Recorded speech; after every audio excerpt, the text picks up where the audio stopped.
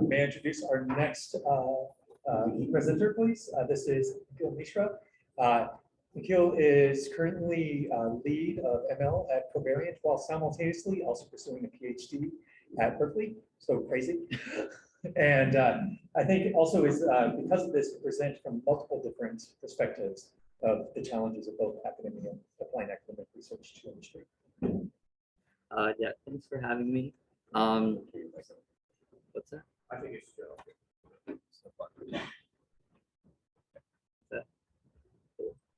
So yeah, when we first started Covariant, the question we asked ourselves was, where are the robots? Like, what are robots doing in the real world today? And what would we like them to do that they can't quite do yet? And so one area that we saw a lot of them is sort of precision manufacturing. Think like the factories that are building cars or electronics. But what we saw is that in these environments, by design, they're highly structured and more or less unchanging, and this makes the robotics problem really easy. For example, you've got like dozens of robots like building cars here, and if you look at one of them, they might only be responsible for like a single screw that goes like somewhere on the car. And that one robot is only going to do that one like very specific thing, but it has to do it perfectly.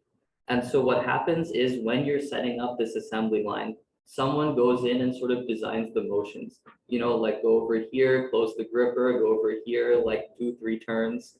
And this only needs to happen once. And from then on, the robot is just going to follow like those pre-programmed trajectories, like over and over again. And in these applications, that actually does work fine because there's never anything unexpected or unknown in the environment.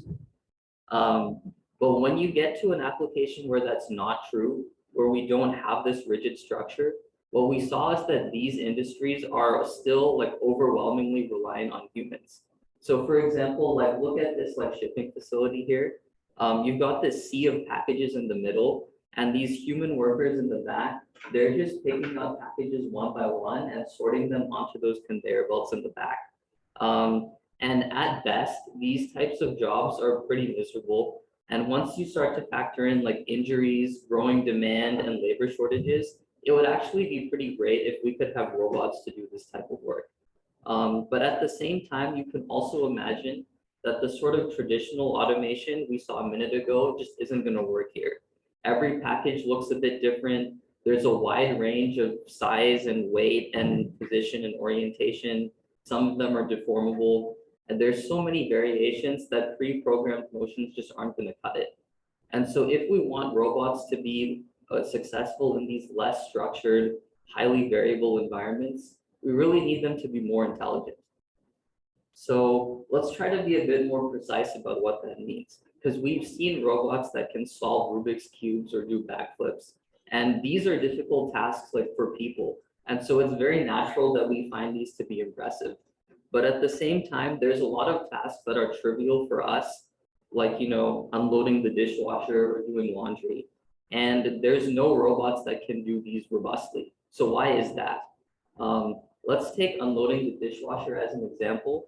So there's a huge range of items that could be inside. You know, we've got plates, mugs, wine glasses, whatever. And those are going to be different in every dishwasher in every house. Every time we run the dishwasher, the arrangement of items is going to be a bit different. And even once we've decided what we're going to grab next, we might have to adapt on the fly. You know, maybe we grab a plate and it's heavier than we expect, or it's more slippery, or it gets like caught on something else. And so if we want robots to do tasks like this, we really need them to be able to perceive the world in front of them and plan their interactions. Another way to think about this is that these systems on the left, they're all specialists. They excel at one specific thing. But what we need on the tasks for the right is a bit more generalist form of intelligence, a more dynamic like perception reaction loop. And if you think about it this way, what we saw with the industrial robots actually makes a lot of sense. We have specialists on the assembly line, but we don't have any generalists yet. So here's another example. This is what's called a high automation warehouse. And specifically what we're looking at is called an auto store. And that's a specific type of goods to person system. And you'll see what I mean by that in a minute. So there's a bunch of bins over here, like in the top image. And each one stores one particular type of item, like one product, and then they're organized in this 3D structure that like stores them all densely. And then the warehouse is constantly going to be fulfilling orders. You know, it's supplying like retail stores or maybe even sending stuff to customers directly. And when you need a specific product, we have these mobile robots that can, or on conveyor belts and stuff, that can bring out the bin that you need. But then what actually happens is that bin gets brought to a human picker. And that human picker is going to reach in and actually manipulate the items we need. Like the screen, I don't know if you can see this, but it's saying to get one of whatever is in that compartment. And then the person is going to actually grab it and like pack it into this box. And so actually for these so-called high automation warehouses, only sort of the feet of the warehouse have been automated. We're still relying on human hands. And the reason for that, again, is just because there's so many variations in this task that we need to handle. For one, at any point in time, the warehouse might have tens of thousands of different products, and the product mix is constantly going to be changing. Here's some examples of like the different things that make this hard for robots. You know, you've got like reflective, transparent surfaces that make perception hard.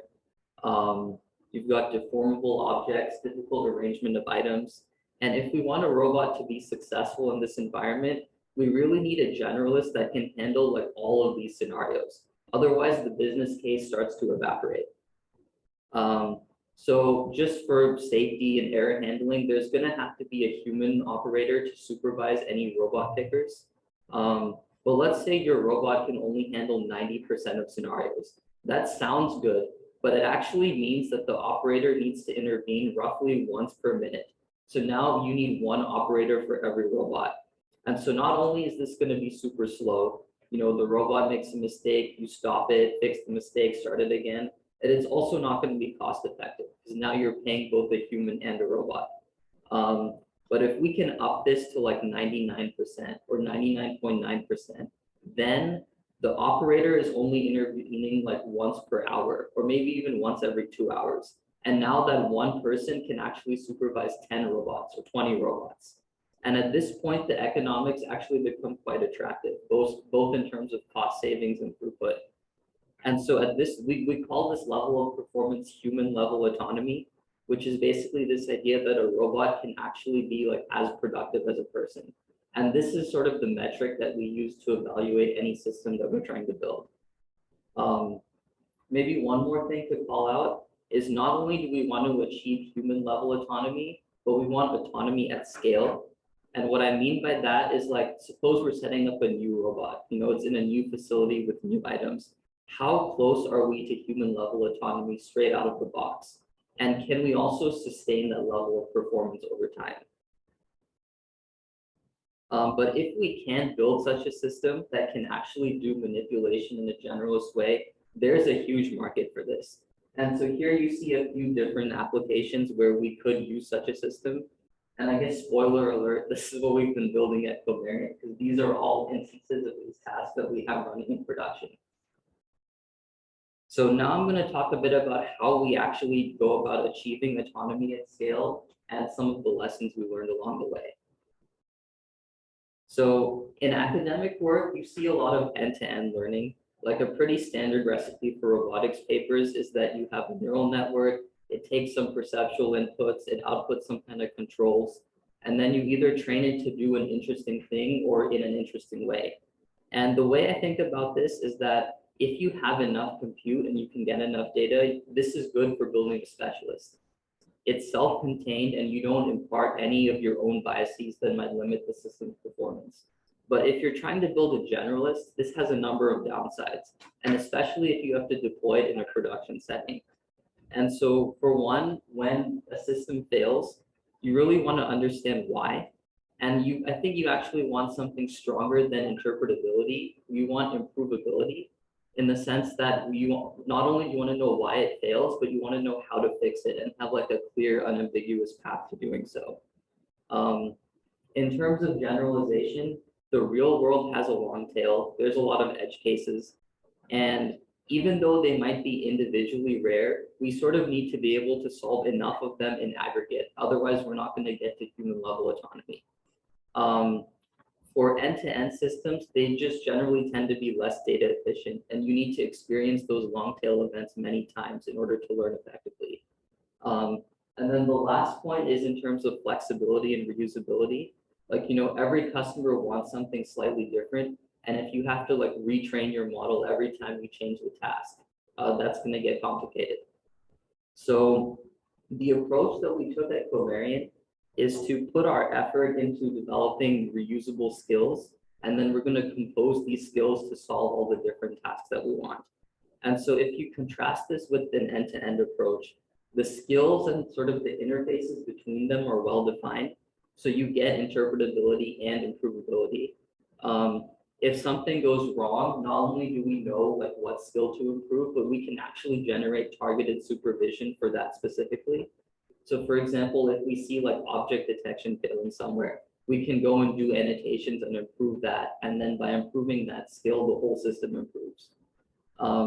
In terms of generalization, it's easier to make these individual skills generalized rather than the whole system. And if the lower level skills generalize, that kind of propagates upward. So like, for example, if your object detector is working well, then tracking is also probably going to generalize. And then if you build something like grasping on top of those two, then that's also more likely to generalize.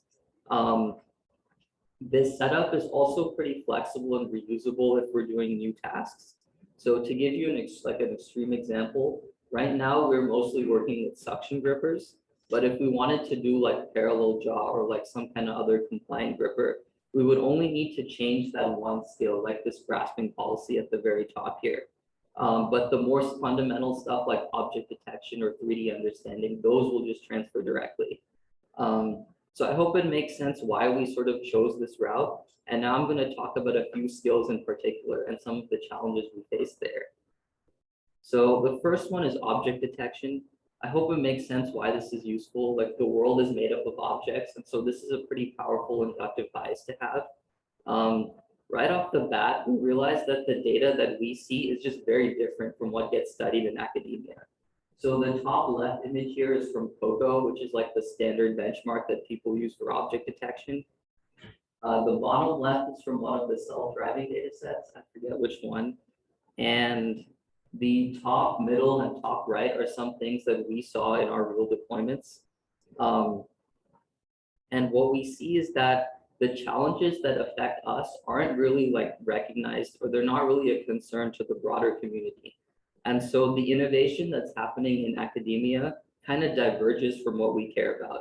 Like, if you're iterating on the left side, you're just not going to solve these types of problems.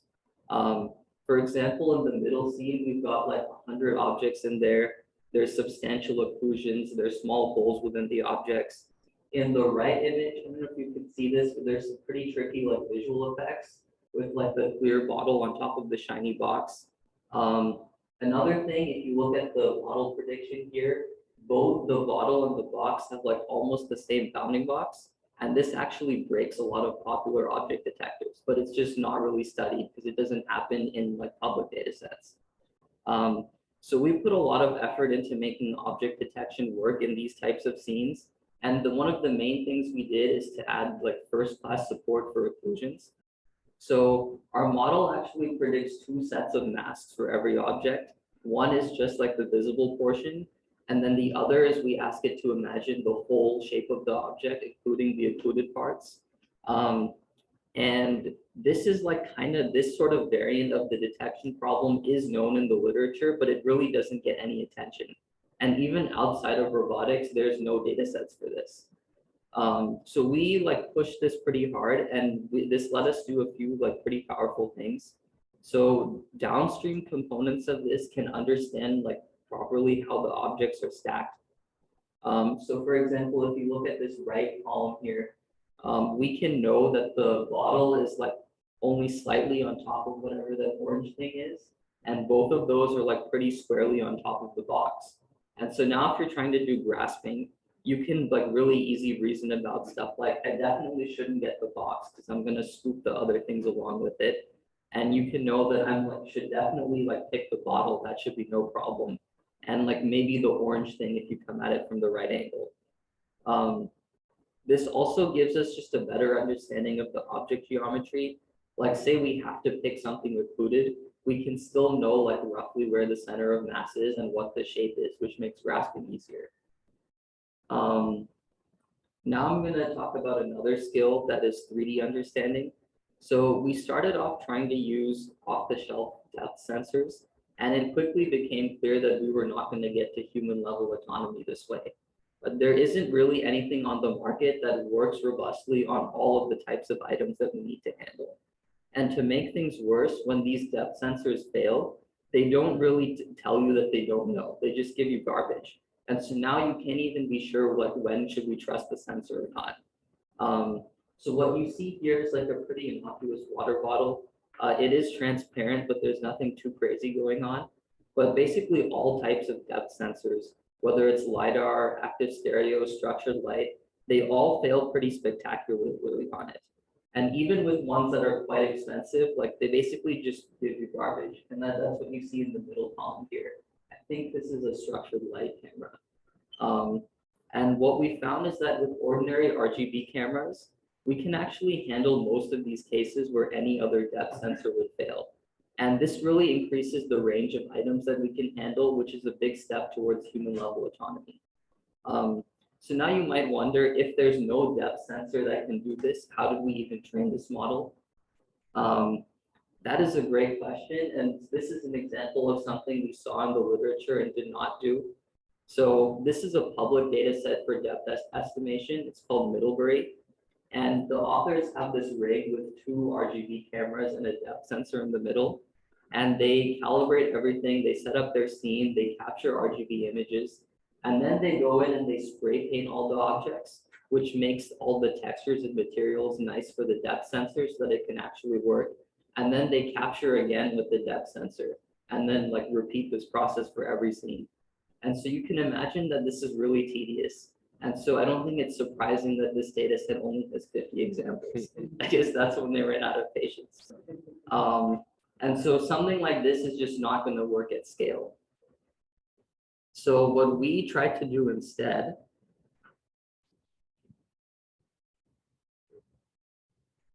is to leverage simulation. So it's cheap, dense supervision that we can't get in the real world. It scales pretty well because if we have more compute, we can just render more data. And it's also like very steerable in the sense that if we want to generate scenes with specific types of objects or specific layouts, we can do that like pretty easily. The only catch, of course, is that if we're going to train in simulation and then use our model in the real world, we have to worry about the mismatch in data distributions. So here are a couple examples of the simulated data sets that you see in the literature. They're quite unrealistic and out of distribution for us, so they're not going to be helpful. And what we found to work better than anything else is to just take this idea of domain randomization and really run with it. So we're generating sim data that we really like push the boundaries in terms of realism, object diversity, scene layout diversity. And so I think just to show you what I mean, I'm going to show you some pictures.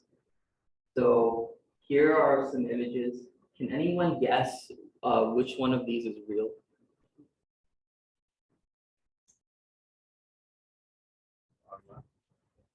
So actually, they're all simulated. And so, yeah, I hope that kind of gets the point across about like data set quality. I think the takeaway for me here is it's better to just go with a simple idea and like scale it up, execute it really well, than try to do anything fancy. And actually, just with these 2 skills, so object detection and 3D understanding, we turn this into its own product.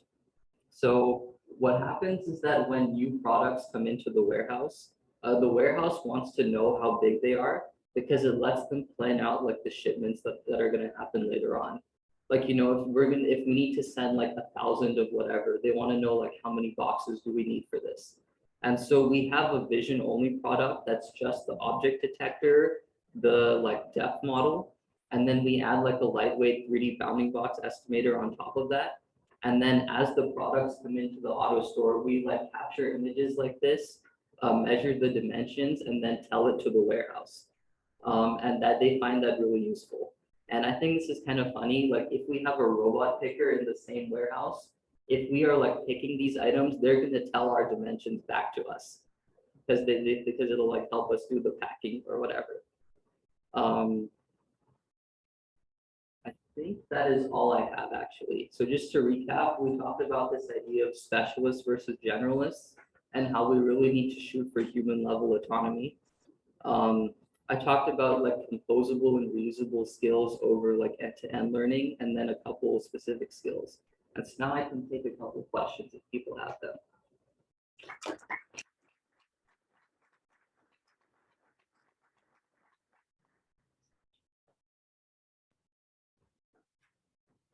Decomposing your system with all these skills sounds really great.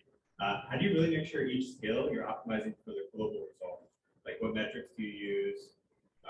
Does that make sense? Yeah, so I guess each skill is sort of optimized to do what it's supposed to do. Like if we have an object detector, we're training it for object detection. Where we sort of use the end-to-end metrics is to know like what should we work on. And so like if we see we go from like overall like the system's failing in this scenario and sort of diagnose like we need to improve this skill. Does that make sense? Yeah, but how good is good enough for each of the skills? Like is there Or I guess it's good enough if it's not like a blocker for like human level autonomy. Like, you can always keep making like your depth estimation better, but if it doesn't cause like grasping failures, then we don't care about it. and you should ensure like when you decompose the system that like actually issuing, a good depth estimator is actually going to make your grasping better, for example. That's in practice or Yeah, I think it's just in practice or like maybe sort of having like discipline when you work on these problems. Like sort of as you're developing your depth estimator, like to keep checking like if I make this change, how does it improve like the overall metrics, not just like the skill specific ones.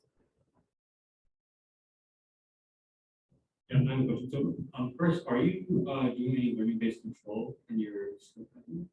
We're doing some, yeah. You're doing some, and so, like, what are the challenges you're facing right now? Like, besides what we've seen. Yeah, so I guess since we're working with industrial robots, they don't really expose sort of like torque control, for example. So we're doing it more at the level of like trajectory optimization and motion planning.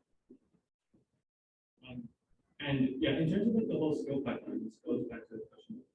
Like, there are cases where planning and control do benefit from more of an end-to-end or continuous approach. For example, when you're doing replanning, or it depends on the other approach you're really using. What do you think would convince you to at least take a look at these like more continuous, if ever? Yeah, I think the problem with those is that it's just really hard to have guarantees about what they'll do once they're deployed. And so what we find ourselves doing is we might like share like features and stuff between them. Like, maybe like vision features are used in whatever is doing like motion planning or grasping. But I don't think we'll ever go to a state where we're like jointly optimizing everything. Okay.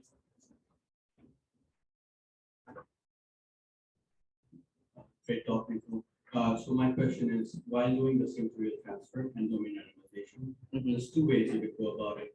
One is you change stuff in the simulation with the objects, right? And the other way is you could directly work on the image space and change properties on the image space itself. Could you say a bit more about what you mean by that? So the traditional way of how Josh Tobin and these people started doing domain anonymization was change the object properties inside the simulation. Right. Right. But what if you could just take the image and do operations on the image rather than changing properties of the simulation?